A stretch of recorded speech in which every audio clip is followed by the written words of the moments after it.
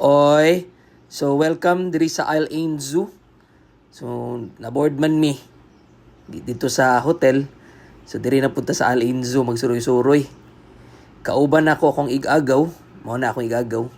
Tapos iyahang bana kana o kani among isa ka friend na nag-drive sa sakyanan. Picture sa tapos tanahon sa nato kung asa ta magsugod na mapa sa Al Ain Zoo. Dito daw ta magsugod dito. Okay. So, wait lang. Post. Okay, tara. Okay, adto na ta. Baklay. Post na po usab. Post na po.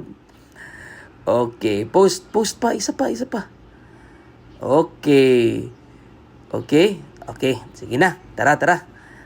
So, dili ta sugod sa kuan sa ambot ugunsa ni pangalan aning naa diri. Pero mao ni ang place jud. Nice kayo, no? Init lang kayo, jud. Init. So, kinanglan na to magpayong. May manggudning tolo kay wala ni problema. Puro ra ni sila picture. Bahala ng init dia. So, kita na to. Kani. So, di man ta kasabot. Na may English. Saka mo na ibalag basa. Pwede rin yung i-rewind. Kita na ito ang view. Hasta yung inita yung diri, guys. Pero naay giraffe, guys. Naay hipo. Naapoy, hipo na pod, mo to ganina tong nagsalom. Nara, si Lalay. Ayaw Lay, buutan mas Lalay, di ba? Lay, ayaw Lay, ha? Okay, kani, goose man siguro tawagan ni. So, naatay goose diri, naapod na yung mga isda gamay, mauna lang na ilang mga pangkaunon, no? Para dili na maghasol ang nagbantay aning zoo. So, maglangoy-langoy na sila, magsabay-sabay na sila tanan.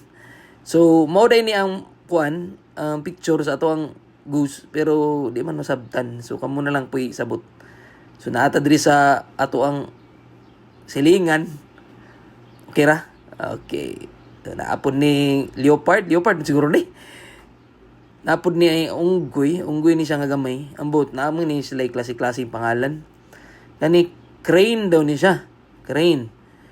Pero murag diri ra man yata ni, dili ko sure. Kamo na basa sus gikapoy man, lingkod lang sa. Tapos, lingkod, kaon ka. Dili daw. So, baklay, tapos, i-open dyan na nimo ang payong. Kaya hastag yung inita diring lugar gyud. Hastag yung inita.